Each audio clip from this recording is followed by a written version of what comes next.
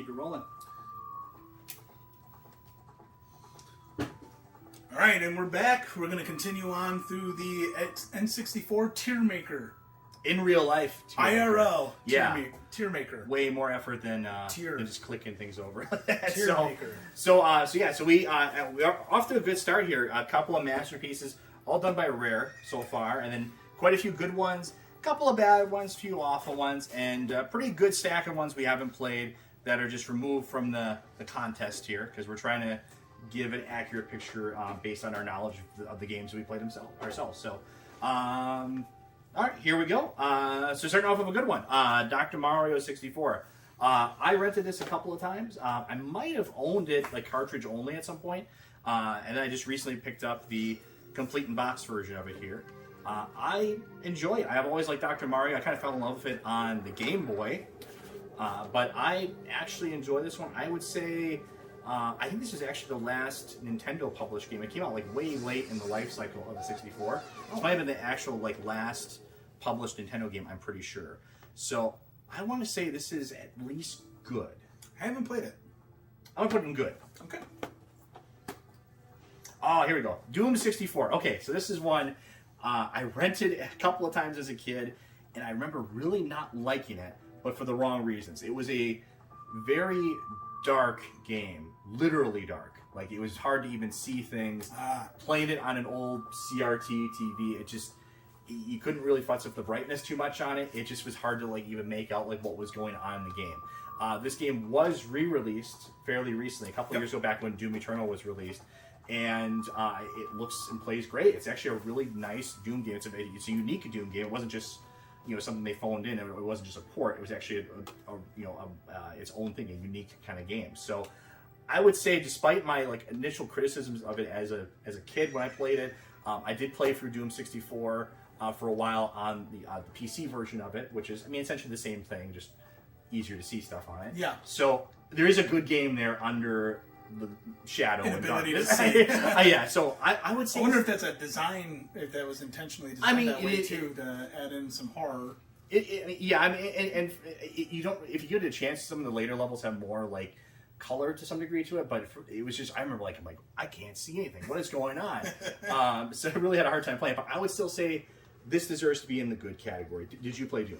I did not play Doom 64 actually. Okay. I didn't. I played Doom on PC, and then I played Doom 3 on the original Xbox, and then I hadn't touched a Doom game until Doom Eternal came out. Oh, wow. Loved Okay. Doom Eternal. Great game. It was fantastic, and it made me think, like, man, what have I been missing out on? Because Doom 3 on the original Xbox I thought was okay, but it just didn't stick with me. I defend Doom 3. I like the experiment. I like the going into the survival horror type of thing. Yeah. It was very different from the other Dooms, yes, but I like the idea behind it. I don't think it was that bad. I remember not hating it, but I was just like, I'll just go play Halo 2. So Yeah. that's what I did with Doom 3. Back to Doom 64. Doom 64. I think we can never safely played. put this in the good category, though. This next one, I have strong opinions about. Okay. Do you want to start? Sure, I'll start. Donkey Kong 64. Loved this game. I must have rented this game, I kid you not, maybe 5 or 6 times. And then I finally just said, to heck with it, I'll buy it. For some reason, it got a lot of flack when it first came out. It wasn't very popular. It did. Yeah, you're right. And I was going to bring that up too. I don't get it really. Like I love this game too. I think the game's amazing. Another rare game. I remember. Yeah, another rare game. Yeah, I remember going into it was like a Walmart or a Target at the time. I think it was a Target, and like looking specifically for this game when I heard it came out, and then I had to figure out the whole expansion pack thing because you had to have the expansion pack for it as well too. So I think I got a bundle for it. But I think the game itself included the expansion pack when you bought it. Yeah, some of them. Yeah, it did. Yeah, so it was. Like I loved it. I thought it was a great game. I know there was some. I think some people criticize it for it has a lot of like collectibles, almost too many collectibles. Oh, sure. Some design. Some people didn't like the switching of the characters. There's actually I think people modded the game so you can actually switch between all the Kongs like instantaneously now. Okay. So maybe those are some design decisions that could have been reconsidered, but I still thought it was great. I thought it was a lot of fun. I mean, it was a great way to bring Donkey Kong into 3D. I mean, it kind of has, Banjo-Kazooie vibes to it. Okay. It has Banjo-Kazooie vibes to it, but that's a good thing, though. The sound effects were fantastic. I remember Lanky Kong always sticking with me. Whenever he'd do a jump, he'd do like this weird, like, sound. And just those things like that just stuck with me as a kid and just enhanced the fun for me. And, of course, the game opened with the rap. The Donkey Kong rap. Who can forget about the Donkey Kong rap, which... That was a banger back in the day. I'll argue with anybody about that. Donkey Kong rap rules. Donkey Kong 64 rules. That's a masterpiece in my opinion. I don't care what anyone says. I think it's a masterpiece. I know a lot of people might not like that, but I'm putting in the masterpiece. Moving right along. Excite Bike 64. I am about 95% sure I played it at some point. I just cannot remember for the life of me if I enjoyed it or not. I never played it. So let's put in the never played, just to be safe. You got a combo here? Extreme G 1 and 2. I did not play either of them. Same. Alright, moving right along. Let's see here. I did play that one on the top there. We got a couple of combos here, so we can knock these out right away. Okay, so... FIFA 64, FIFA 99, FIFA 98. I did not play any of these. I'm not a soccer fan, so I did not play these. Neither have I. So get rid of those. I did play Forsaken. I give them credit. I like the the box art that kind of looks like it's sort of like I don't know, some kind of like Stabbing Westward album cover or something like that. Out of like, it looks like this kind of like alternative, like kind of dark cover, very like 90s cover to it. I like it a lot. The game itself, I just couldn't really get into it. It's like a weird like 3D space shooter type of game where you're piloting like a little ship around or whatever. I don't know. I rented it. I didn't care for it. I think I would put. Maybe some people love it, I don't know, but for me personally, my memories of it as a kid are not good. I would put this in the bad category. I've never played it, so that belongs where you say then. I'm going to put it in bad. I did not care for it, I'm sorry. We are trying to do alphabetical here. There are a couple that were out of order, and I think these are some good ones. Oh, yeah, here we go. Okay, so I played this one quite a bit, Duke Nukem 64. Another game I know was better on PC. It had more stuff to do on PC. But this version was a lot of fun. I enjoyed it a lot. This is my introduction to Duke Nukem. I really, really enjoyed it. A lot of fun, a lot of humor to it. It's a lot of goofiness to it. I had a great time with this. I remember I must have rented this like 4 or 5 times. Maybe I owned like the cartridge eventually. But I must have played it through a bunch of times. I liked it a lot. I loved Duke Nukem 64. Had a blast with it. It was another one of those rare titles where, not Rare the developer, but just Rare. Yeah, you gotta watch out seeing Rare. Yeah, exactly. Rare in the sense that it had a lot of vulgarity on it, and it still thrived on a console that it really had no business to thrive on. And for that, I appreciate companies who take risks and it works out for them. I would consider Duke Nukem 64 a masterpiece of its time. Okay, that's pretty strong. I was leaning more towards good. I would say it's high good. Would you agree to high good? It's your call, man. I just gave my opinion. Well, I know it's a good debate. I mean, if you really genuinely think it deserves masterpiece, I think because it was a first-person shooter, no, it wasn't a first-person shooter, was it? It is. Yes. It was first-person. Yeah. Okay. Because it was a first-person shooter on a console not known for shooters, and the well, I wouldn't say it wasn't not known for shooters though. But I mean, I don't know. I trust me. I love this game. When you were playing shooters, did you play them on Nintendo or PlayStation or PC back in that time? PC, but still, I don't know. I think it's a really high good. Would you compromise on that? We don't have a high good category. I'll put it over like on the high good. I can compromise on high good. Okay. I appreciate games that take risks and it works out well for them, and the risks weren't bad risks to begin with. Mm-hmm. It was one where it benefited, and that's why I consider it a masterpiece. And again, thinking back to 11, 12-year-old me, You know, who didn't like toilet humor at that age? So that's why I consider it a masterpiece. Duke Nukem 0 Hour, though, I've never played this one. So I didn't play it either, and it wasn't for any particular reason. I just never knew it existed. I don't think I ever saw it anywhere. So, yeah. So that goes in the never played category. So moving right along here. F1 World Grand Prix. I did not play this one, did you? Nope. Nowhere it goes. Not gonna be able to see me soon. I know, right? Yeah.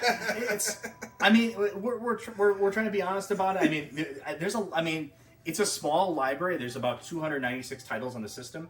We don't have 296 here. We have, like 220 something. But even still, there's a lot of stuff that we just did not encounter. So, and this is one of them. Fox College Hoops.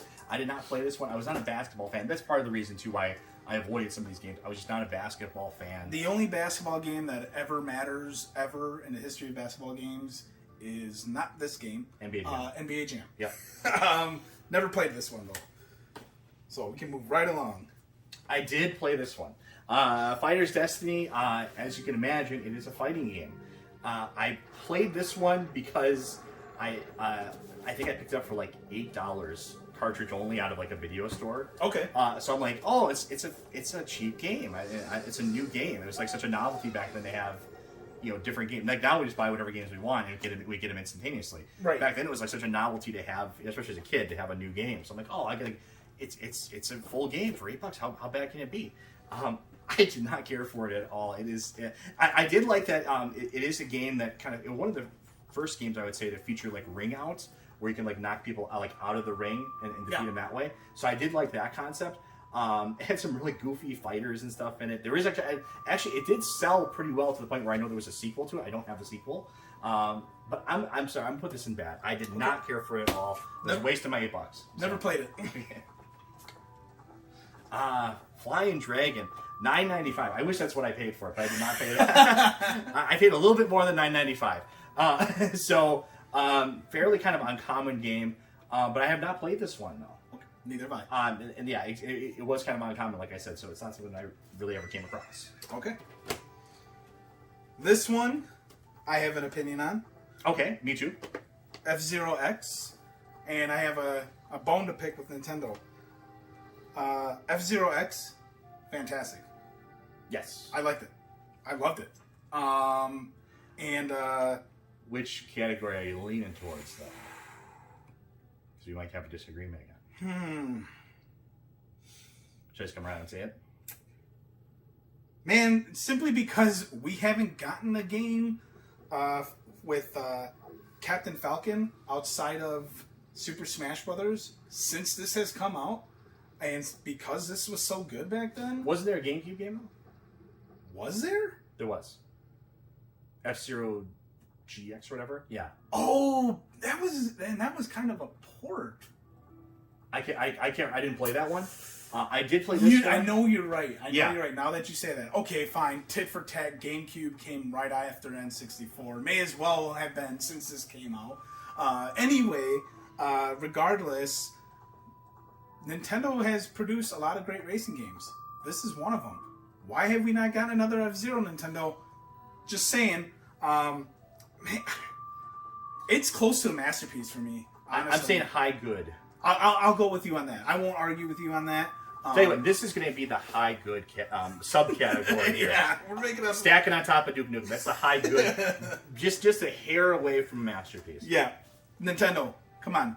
Everybody wants it. Give it to us. F-Zero. Let's go. Speaking of F1 pole position 64, did not play. Did not play. Did play. Yes. Gauntlet Legends. Did you play it? Did not. Okay, so I get to be the decider on this one here. This is a easy, good. Almost, part of me wants to say masterpiece, but I'm trying to be somewhat restrained on the because masterpiece should be a masterpiece. It should be something you have a strong argument for. Gauntlet Legends is a fantastic multiplayer game, of course, based on the arcade game, very popular arcade game series, which is also excellent as well. This is a very decent home port of it. I remember playing this a lot with my cousin and a couple of my other friends. So we had a great time with this. Easily in the good category. I almost want to put it in the high good category. Actually, I will. High good. There you go. We compare these two. I didn't realize that. Well, I did play Gex Enter the Gecko. So that's I'm trying to remember now. Yeah, I did play this one. Okay, yeah, this was the one with all the movie references. Okay. So you're going through. There's like a Matrix area. Like, I mean, it had a whole bunch of the whole idea behind Gex is it was just sort of this kind of nonstop parody, almost similar to like a Conker's Bad Fur Day, not as vulgar as a Conker's Bad Fur Day, but similar idea. I liked it. I liked Gex 64.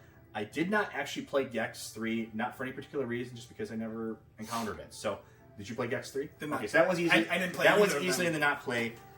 Gex 64, I would say, and like I said, I know you could argue me like, oh, well, different versions of the game on different systems might be better, blah, blah, blah. Gex 64, I enjoyed, so I will put it in the good category. Not a high good, but good category. Here we go. So we're getting some good ones here. Glover, also a lot of fun. Kind of a weird idea for a game. You're playing with like this disembodied hand that rolls a ball around. But it works. It's a pretty fun platformer. I'm actually waiting for Limited Run is doing like a re-release of the game, so I'm waiting for that to eventually come and put in my. I have a kind of like a bootleg game category. So I really enjoy this one. I would say this is easily in the good. Definitely a good game. I enjoyed that one as a kid as well. Oh boy, look what's coming. Oh man, this game is terrible. Terrible. All right. Hate it. Of course. GoldenEye. GoldenEye. That's a masterpiece. I mean, that's Easily. I mean, we don't even have to say anything. There's no debate on it. And another rare game. Yeah, it's all rare so far. We're up to 6 games in here now. Wait, 1, 2, 3, 5 games in here now. They're all rare. Every single one of them's rare. The only one that's even like some that people I think would even debate on us would be like maybe Donkey Kong. Yeah. Everything else, and they lose that debate. Opinions can be wrong. Yeah. All right, so we went from GoldenEye to I don't care. I didn't play another one of there was so many racing games on 64 that just were kind of whatever. So I did not play this one. Didn't play it. Golden Nugget. This is one I would have probably liked had I encountered it. I did like, and I still like a lot of like card games, casino games, stuff like that. Okay. I just never encountered this ever in the wild. Okay. In a rental store or anything, I never even realized this game existed. So I just put it in not play. Okay. Harvest Moon. I know a lot of people love this game. I never got into Harvest Moon. I don't think they're bad games. This one in particular, I did not actually play. I'm just kind of commenting on the series as a whole. Yeah, I did not actually play this one, but I know this one is very well loved, very respected. I just am not qualified to give commentary on it. Neither am I. It's like I didn't even play it either. Right. Well, you said you only pled like 20 games, so my odds are pretty good for all these, right? Yeah. Hexen, I think was another one I rented, and I just didn't give it a fair shake. I don't think it's a bad game.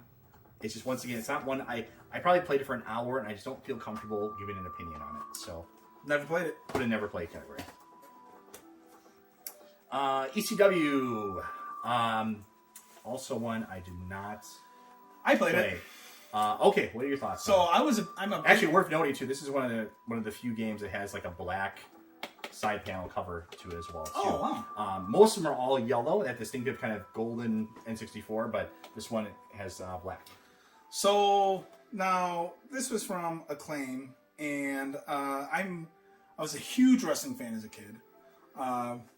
And nowadays I'm kind of a wrestling fan. I kind of still watch like the pay-per-views and stuff when I'm bored. This one I didn't think it was all that good, to be honest with you. Would you say is it leaning towards a bad or an awful? I won't say it's awful.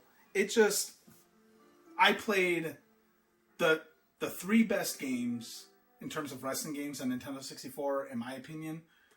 WWF No Mercy, WWF WrestleMania 2000, and then WCW NWO Revenge. Those were I have words to say about some other wrestling games coming up. Yeah, and there are other wrestling games. This one, from what I remember, did not play as well as those other ones. And I think those other ones were THQ. Yes, yes. So this is Acclaim. It just couldn't get into it. Probably doesn't help either. I didn't care about ECW. I started off as a WCW guy, and then I transitioned into WWF. And then, of course, they bought out ECW, or ECW is technically a subsidy of WWF. But anyway, I'm going to say it's a bad game. You can disagree with me if you'd like, but it just didn't stick with me. All right, Hybrid Heaven. So this is one I encountered much later in life. I did not ever see this, I think, in the wild when I was a kid. I know it was pretty ambitious for its time. It was actually trying... The hybrid part of it is just trying like multiple different genres within the same game at the same time. But I don't know. I can't really give like a solid opinion on it. I played it, and I tried to play it a little bit more recently when I got this, and just to test it out. But I don't feel like I'm qualified to give like a really thorough review of it. So I'm gonna put it in not played. I've also never played it. Hydro Thunder. I did play this one, and it's another one it's kind of like Cruisin' USA, where I love the arcade version of it. It's a fantastic game. The 64 version is not too bad. I mean, you always have to understand me. It's a home console version of it, so I mean, temper your expectations. But I love Hydro Thunder. It's just like I said, one of those really... it's hard to describe exactly why it stood out from other racing games. Maybe it just was the style of it. Maybe it just was how fast-paced it was. There was a little bit of combat involved in the racing as well, too. I liked it a lot. Never played it. I'm saying, when I say I liked it a lot, I say it's in the good category. Sure. Not even high good, but just good category. So okay. I think it's safe there. Oh, boy. Okay. So here's a game I really, really wanted to like. And I think we all wanted to like this. I think we were all Pokemon fans. Oh, yeah. You know, and to a large degree, I think we all still are. But this was kind of an interesting experiment. So the idea behind this one was, of course, you had a microphone that would stick on the top of your 64 controller, and it would let you talk to Pikachu in certain, short phrases. You could talk to it, and it would supposedly do things. It didn't really always line up with what you said. There wasn't really much of a game behind this. It's kind of like a... It was like a virtual pet almost. I was going to say, it's like a home console Tamagotchi. Yeah, almost. So I give it credit for being innovative and trying something a little bit different, but it just really, really did not work. It missed the landing quite a bit. And this is an example where I was talking about games taking risks and it working out for them. Yeah. This is an example where they took a risk and it did not work out for them and you got a bad product out of it. I would put that... It's tough for me to put it in awful. I would say middle of the road between bad and awful. That's my opinion of it. It's hard for me to do this to Pikachu, but I'm going to push it into awful. Okay. I think it is. There's no reason to play it. It's not a good game. I'm sorry. All right, Indiana Jones and the Infernal Machine. So this is actually still kind of a rare, uncommon game. I didn't really come across this one ever in the wild. I think this was actually a Blockbuster exclusive, like a rental thing for a while, it was kind of a scheme they did with Blockbuster for a while, where they would get certain games that we either distributed directly for Blockbuster or were rental only for, like Clayfighters infamously was. Yeah. So, I love Indiana Jones, but I don't think I ever played this one. Never played it. So we'll let that one go. Excuse me. Oh boy. Not helping my cough here. Indy Racing 2000 did not play. Never played. You're killing me here. Okay. I want to have some more commentary. International Superstar Soccer 64. Like I said, what did we just say about FIFA? I did not play. This one I have an opinion on. Oh, you go first. Jeopardy. Who doesn't like Jeopardy? I love Jeopardy. I actually enjoyed Jeopardy a lot. Watched it a lot with my grandfather. My grandfather, obviously being my grandfather, did not play video games. He did take me to a Blockbuster once because my grandparents lived like a block away from us when I was growing up. Okay. So it was very easy to visit with them, spend a lot of time with them. Went to Blockbuster. I rented this game intentionally because I enjoyed spending time with my grandfather. He enjoyed Jeopardy. This was a very easy game to play with other people. It's Jeopardy on your Nintendo 64. It was fun. I would put it in the good category. I agree. I have a soft spot for Jeopardy. It's one of my favorite game shows. It's up there with The Price is Right. I really, really enjoy it. It was really hard to mess that up, and they didn't mess it up. It's you get what you pay for. It's Jeopardy. You know, it's what I mean. What do you really expect? I mean, I think I rented it a few times myself as well too. I wasn't like this huge of a Jeopardy fan back then, but I became one much later in life. But I remember enjoying it at the time. It was what I expected it to be. So we can put that in the good category. Jeremy McGrath, Supercross 2000. Never played. I think you know where it goes. Yep. Okay, Knife Edge Nose Guard. So I kind of have an opinion on this one now. I picked this one up much later in life. I did not play this one when it first came out. I kind of wish I had though, because it looks like something I really would have enjoyed. It's another. It's like it's almost akin to like a Star Fox. It's a rail shooter game where you're flying around like it's a chopper and you're like shooting stuff, and it's just I like those kind of on rails games. They're kind of like very replayable in a way.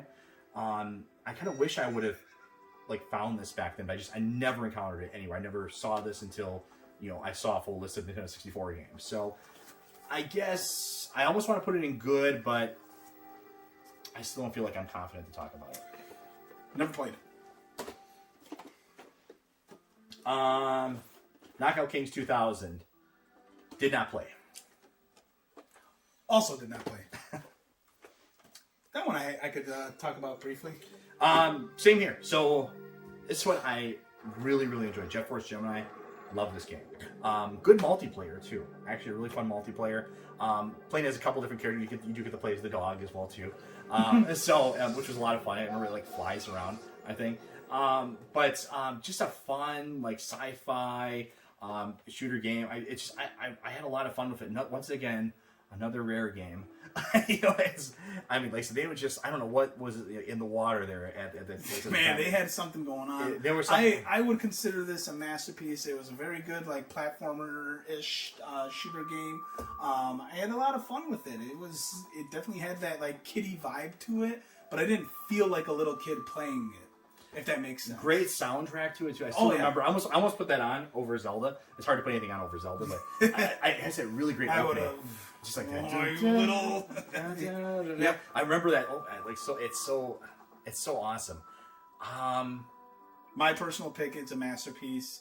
Not because it's a rare title, but it really was. It was a game that stood on its own. Because I don't think they had. We're gonna do masterpiece because that gets us up to 1, 2, 3, 4, 5, 6 rare games. 6 rare games. Are there any other rare games we can just grab right away? No. Hey, speak of the devil. Okay, so I did not play this. I played Ken Griffey Jr.'s All-Star Baseball. That was on Super Nintendo. Okay. Had a blast with it. This one I never played. Didn't even know it existed. I was a big Ken Griffey Jr. fan as a kid. What baseball fan in my generation wasn't a fan of Ken Griffey Jr.? But this I haven't played. Didn't play. Moving along. Did play. Okay. Fantastic game. Killer Instinct Gold. Did you play Killer Instinct at all on Super Nintendo or anything? Or arcade? Or nothing? I was a Mortal Kombat guy. Okay, so never played Killer Instinct. Just a great game. A lot of fun, like character variety. I don't know what it was about it. It really... It's hard to articulate exactly like what makes the fighting game like so stand out so much, but it just had a good feel to it. I liked all the characters, liked the variety to them. You had the robot guy. You had the guy that was he was Glacius. I would play as where he becomes like this. He's like this ice guy, and he becomes like a puddle, and he can kind of fly. Like it's. I have a lot of good feelings about this one. My friend got me into this game. He owned this game, and we played it together quite a bit. This was great. I don't feel like it could be in the masterpiece category. I know there's a lot of Killer Instinct fans that really love this game, but I think it's good. Maybe we'll put high good. There you go. Did not play. Kobe Bryant. Did not play. Duck Dodgers. Wish I would have played this because I love Daffy Duck. I love in particular the Duck Dodgers episodes and the Marvin the Martian.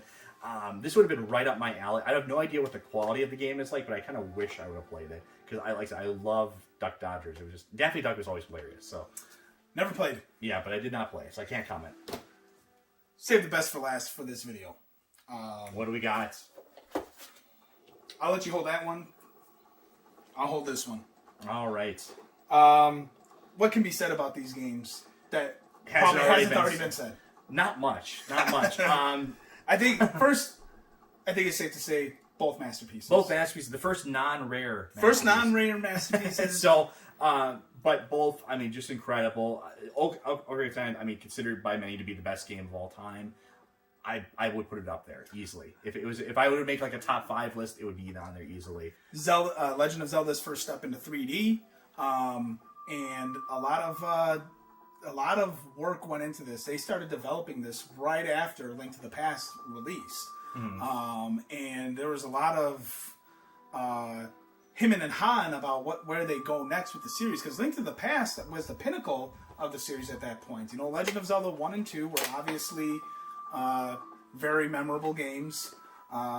He's even opening his up. Well, I remember one of my favorite things about it. Yeah, the holographic cover on Majora's Mask. This is my original copy. I got the holographic cover. I too still have my original copies of both of these games. I mean, obviously you can't see it from there, but they had that kind of that. I think they called it lenticular. Oh yeah. So fantastic. And then I found a different box for it later on. These games are probably, and I can't, of the two, gun to my head, I couldn't tell you which one I'd prefer, but I can confidently tell you these two games are my favorite video games of all time, bar none. These are the only games that I have played numerous times. I own the original N64 versions. I own all of the virtual console versions that existed for Wii and Wii U. I own the GameCube discs where these games are on. I own the 3DS remakes. You kind of have the entire library of Zelda. Yeah. These games, Ocarina of Time, I rented the hell out of. And I finally got it as a Christmas gift and continued to play it. And when I was first stepping into this game, I could never get past the Deku Tree because I had no idea what to do. But I had fun doing it nonetheless. And then as I got better and got more mature in video games and started understanding how this game in particular worked, never stopped playing it. And then Majora's Mask, the first true sequel Zelda title. Really very impressive, like how they were able to get this out so quickly. I mean, it reuses a lot from a year. Yeah, they had a year. One of the developers for Majora's Mask is on the record saying he had nightmares about developing this game because they were on such a time crunch. And that's the scene in the beginning of the game with the Deku's surrounding Link, and then that's where he becomes the Deku Scrub. Yeah. That was his dream of him being surrounded by the Dekus, and he put the nightmare into the game. But Majora's Mask, I loved it because there's a darker theme, a darker tone. A lot of people rag on it because it didn't have as many dungeons, but with the lack of dungeons, you had the ability with side quests, and it really took the side quests to a whole new level in Majora's Mask, and really, it was about impacting people's lives, and you as the player there's a very beautiful theme of the game about friendship and loss, and it's dark and also it's almost like the Silent Hill of like I can see that in some ways. I mean, because it has a very serious subject matter, but wrapped in a ostensibly not so serious box. But I mean, I absolutely love it. It's my personal favorite Zelda. Love Ocarina of Time as well too. That was actually my introduction to Zelda. I never played any of the Zeldas prior to that. Okay. I had a friend that came over. He kind of showed me. I still remember to this day him coming over and playing the game together. I think he was at the fishing hole. We'd spent like an hour or two just at the fishing hole. Yeah. Trying to catch like the big fish in there. It's amazing the things you could have done in these games that just sucked your life away, and you didn't care because you were having fun. But yeah, these are masterpieces. And so replayable too. Like I would play. Yeah. I mean, I kid you not. Every year I play each game full playthrough, 20 heart pieces, all Skulltulas, all masks. Like, I mean, I don't ever get sick of these games. I'm not joking when I say these are my favorite video games ever. I could lose my entire collection. So long as I have these two games, I'll be happy. Question for you. Yes. Is Link alive or dead in Majora's Mask?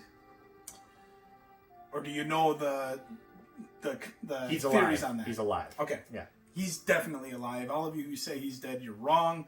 Opinions can be wrong. You're wrong about that. masterpieces. Put them in the pile, man. All right, first non-rare masterpieces. There we go. All right, so we've gotten through our next big stack here. We're getting a good way through. We're about almost to the halfway point. We're hitting the L's and the M's, so that's about the halfway point. Yep. So stay tuned. We got more coming up in part 3.